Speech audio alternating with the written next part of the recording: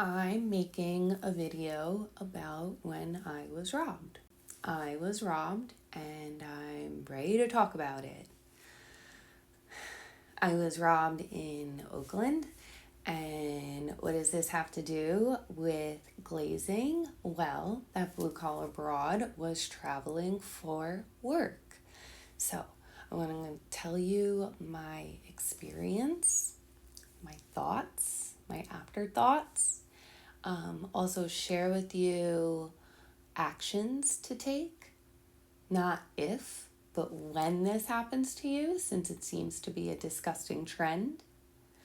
And maybe even a petition to take action and try and get some movement going.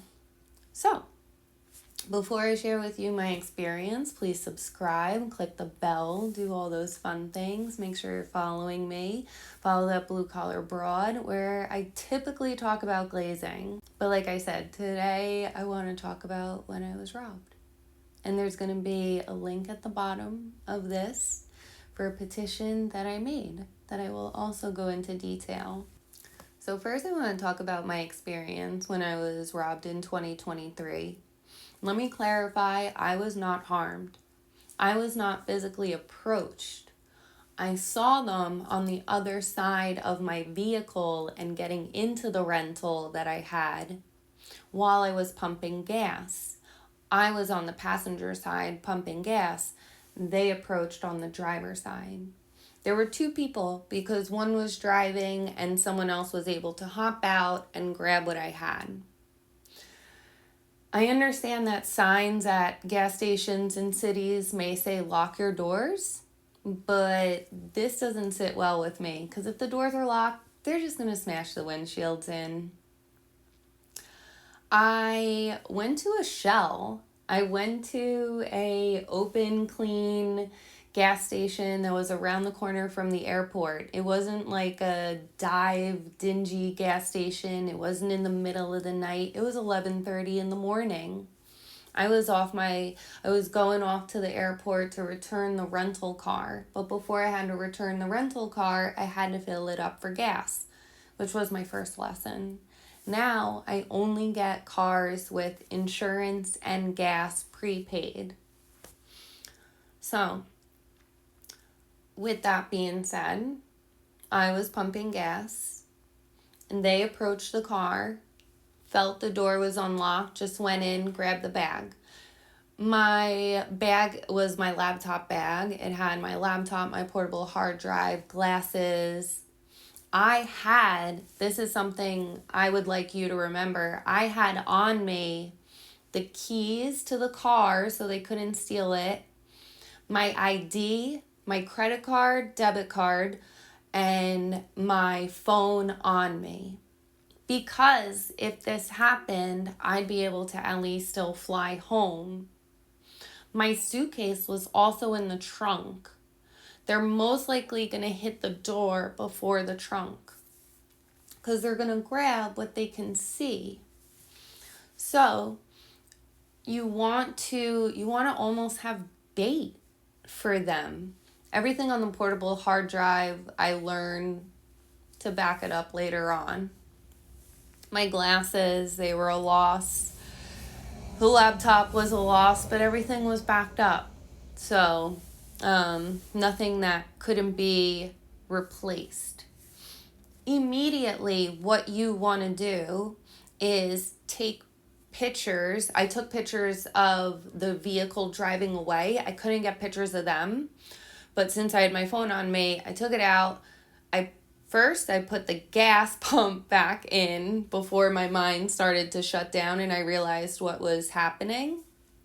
And I ran to the other side of the car and saw them driving away, took my phone, snapped pictures of them, actually got the license plate, which I think helped out on the police report, and then also took pictures of the surrounding area. I know that when I go into panic mode and flight mode, I can't remember things. I call it seeing red. So when I see red, I don't remember things. So I took pictures of everywhere, reminding myself that I was in like a clean looking area for Oakland, around the corner from the airport, doing my best, just having to get gas for this rental car. I then, in this instance, if you are not physically harmed, get to safety. Do not go to the attendant. Based on my experience, I think the attendant was actually in on it. They never came for help, and when I called them, they were plain rude to me.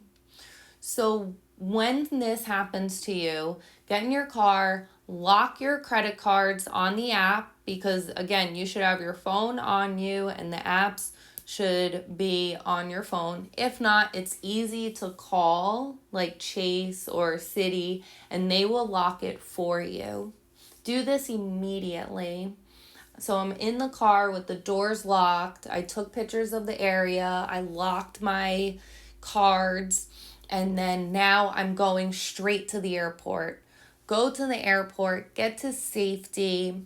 I return the rental car, and the rental attendant looked at me and said, "You were robbed." Yeah. I just like broke into tears right there. I was like, "Can I have a moment?" He just let me cry in the rental. Very nice of him for a little bit. So after I got my cry out, I was then able to continue on my day and take action. While I waited for my flight, I was able to go through a list of things, which was kind of good. It kept me in fight mode, able to keep going before I went back actually home and in bed where I wanted to just crumble up and cry. So I want to share with you all these actions to protect yourself and your identity. So after I locked my cards, I then went to the DMV website on my phone and reported my ID stolen. Because if you're a victim of identity theft and you report it on the DMV, they're like, widespread where you want to report it. Then I'm also going to leave all these links below on the Social Security SSA.gov.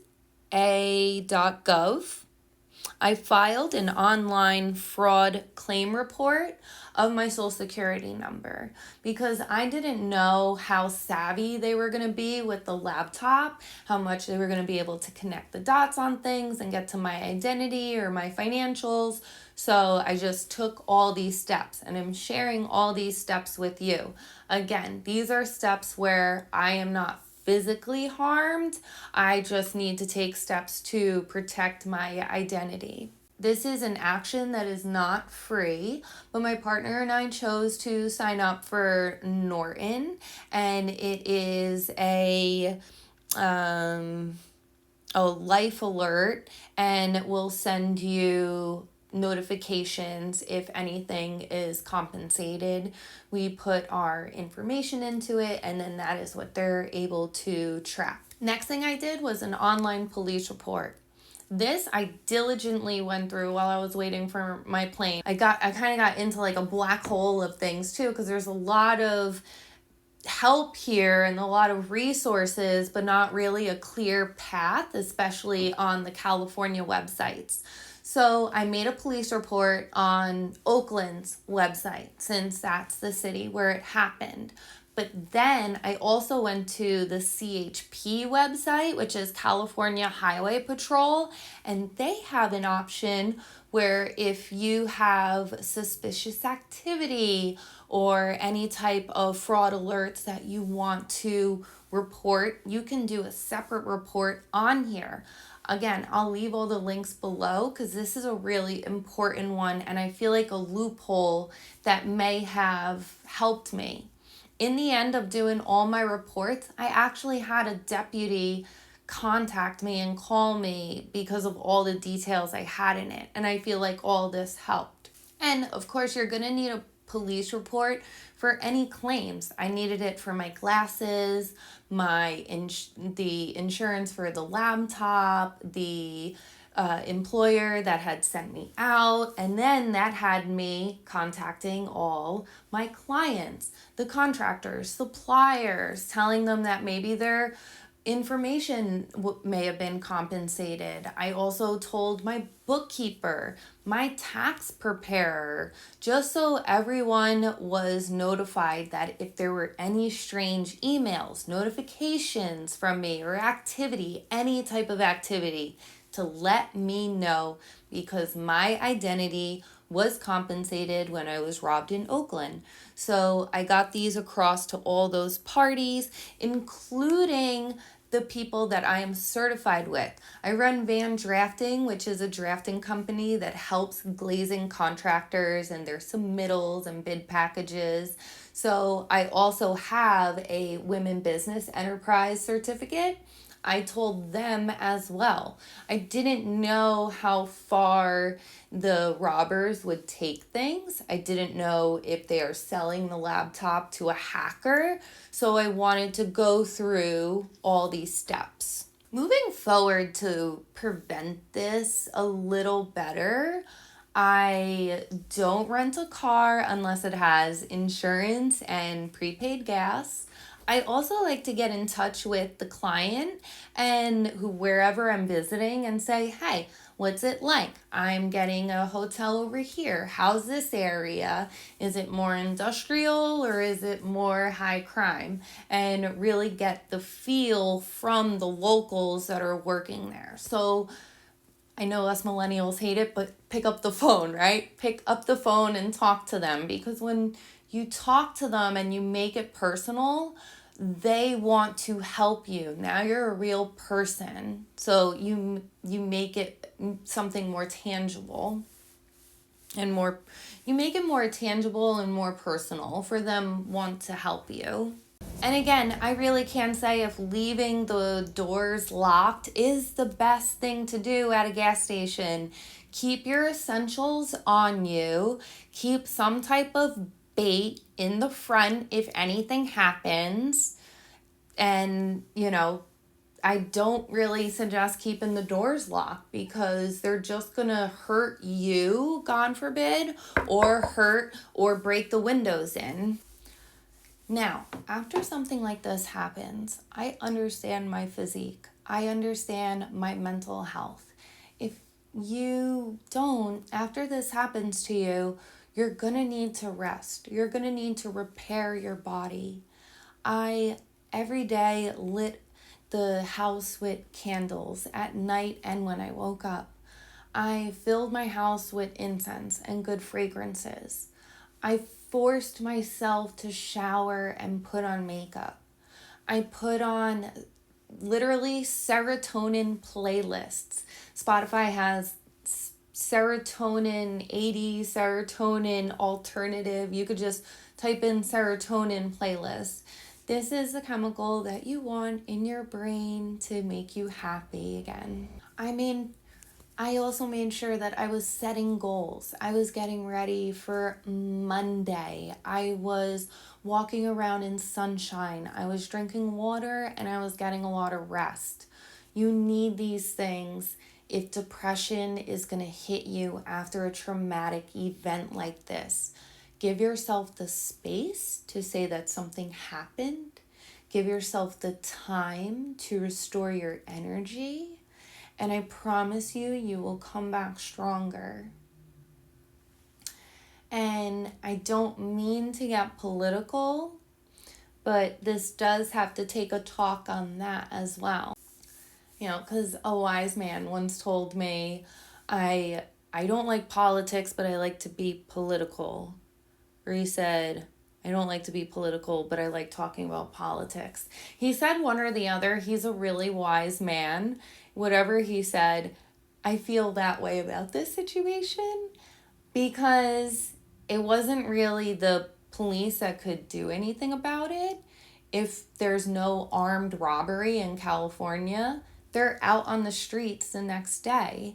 And so there is a trend that they don't mind doing this, that cowards don't mind being robbers and committing burglary. So maybe to stop this, we need to start at the higher ups. This isn't the police's responsibility. This is above their pay grade now. So I am reaching out with a link at the bottom of a petition that for 8 weeks, the state of California should fund women and victims of robbery or burglary for 8 weeks of kickboxing or defense class at their convenience, at their location of their choice, and fund it as long as you have a police report to give. So this is the state's responsibility, in my opinion, until they think of a bigger consequence to where people who commit burglary and theft don't want to do this anymore. So that is my civil action and proposal. So if you're traveling for work, I really hope you found this video helpful. I hope you can still take action on some of these items if this already happened to you. If you are a victim of this, I am so sorry, and I hope that our state and even nationally can take larger action. But in the meantime, do not get bitter. Do not let these cowards get the best of you. There are still things that you can do about it to protect yourself.